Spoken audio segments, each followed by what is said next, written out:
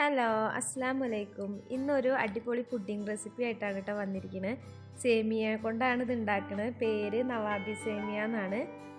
എളുപ്പമാണ് ഉണ്ടാക്കാനായിട്ട്.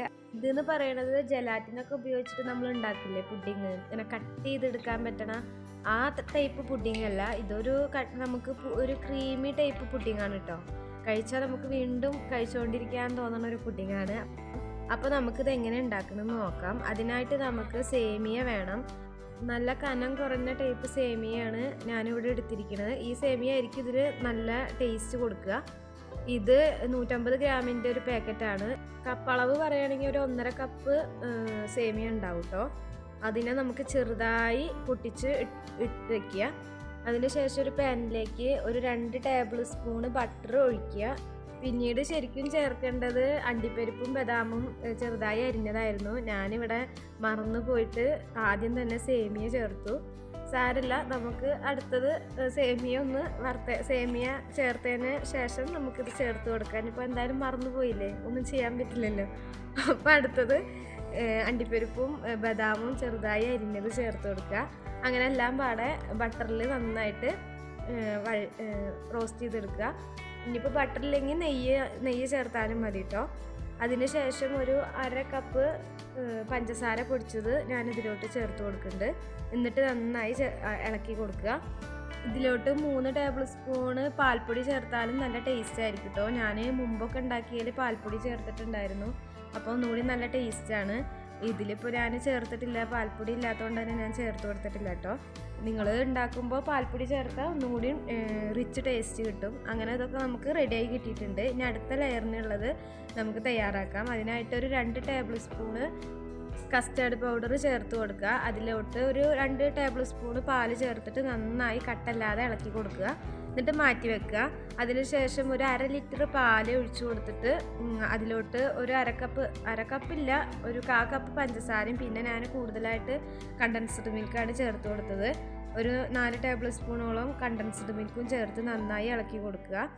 അതിനുശേഷം ഒന്ന് തള വരാനാവണ സമയം അതിൻ്റെ തൊട്ട് മുമ്പായിട്ട് കസ്റ്റർഡിൻ്റെ മിക്സ് ചേർത്തിട്ട് നന്നായി കൈ വിടാതെ നന്നായി ഇളക്കി കൊടുക്കണം. അല്ലെങ്കിൽ പിന്നെ കട്ട പിടിക്കും കേട്ടോ. അടിയിലൊക്കെ ഇങ്ങനെ കട്ട പിടിച്ചിരിക്കും. അപ്പോൾ നമുക്ക് ടേസ്റ്റിന് വ്യത്യാസം വരും. അതുകൊണ്ട് കൈ വിടാതെ നന്നായി ഇളക്കി കൊടുക്കുക. നമുക്ക് മനസ്സിലാവും, അത് കുറുകി വരുന്നത് നമുക്ക് മനസ്സിലാവാൻ പറ്റും കേട്ടോ. അങ്ങനെ നന്നായി കുറുകി വരുന്ന വരെ നന്നായി ഇളക്കി കൊടുക്കുക. അങ്ങനെ ഈ പരിവൊക്കെ ആകുമ്പോൾ നമുക്ക് ഫ്ലെയിം ഓഫ് ചെയ്ത് വെക്കാം കേട്ടോ. ഈ ഒരു രീതിയിലാണ് വേണ്ടത്. അതിനുശേഷം നമുക്ക് ഒരു പുഡിംഗ് ട്രേയിലോട്ട് നമ്മൾ ആദ്യം മാറ്റി വെച്ച സേമിയയുടെ കൂട്ടിട്ട് കൊടുക്കുക. എന്നിട്ട് നന്നായി പ്രസ് ചെയ്ത് വെച്ച് കൊടുക്കുക കേട്ടോ. പിന്നീട് കുറച്ച് തേങ്ങ ചെറുകിയത് അതിൻ്റെ മേലോട്ട് ചേർത്ത് കൊടുക്കുക. അതിനുശേഷം നമ്മളിപ്പോൾ തയ്യാറാക്കി വെച്ച കസ്റ്റർഡിൻ്റെ മിക്സ് ചേർത്ത് കൊടുക്കുക കേട്ടോ. ആ ചൂടോട് കൂടി തന്നെ നമുക്ക് ചേർത്ത് കൊടുക്കാം. എന്നിട്ട് അതവിടെ മാറ്റി വയ്ക്കുക. എന്നിട്ട് പിന്നീട് നമുക്ക് അടുത്ത ലെയർ തയ്യാറാക്കാം. അപ്പോഴത്തേനും ഇതൊന്ന് സെറ്റായി വരും.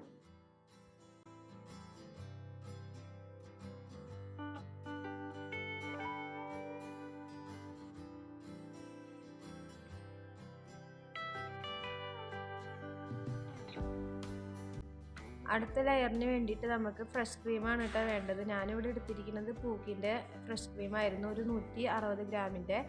അതിലോട്ട് ഞാനൊരു ക്രീം ചീസ് ചേർത്ത് കൊടുക്കുന്നുണ്ട്, ഒരു 3 ടീസ്പൂണോളം. അതില്ലെങ്കിലും പ്രശ്നമില്ല കേട്ടോ. ക്രീം ചീസ് ഉണ്ടെങ്കിൽ ഒന്നുകൂടി നല്ല ടേസ്റ്റ് ആയിരിക്കും.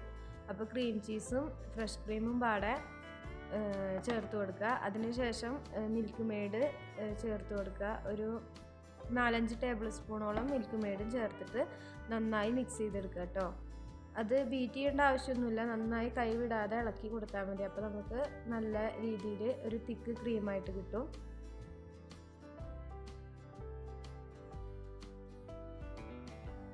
അങ്ങനെ നമ്മുടെ ക്രീമൊക്കെ റെഡിയായി. ഇനി നമുക്ക് അടുത്ത ലെയർ നമ്മൾ നേരത്തെ മാറ്റി വെച്ച സേമിയനെ ഇട്ട് കൊടുക്കുക.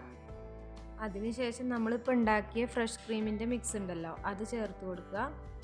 എല്ലാ ഭാഗത്തേക്കും ആവണ രീതിയിൽ ചേർത്ത് കൊടുക്കുക കേട്ടോ.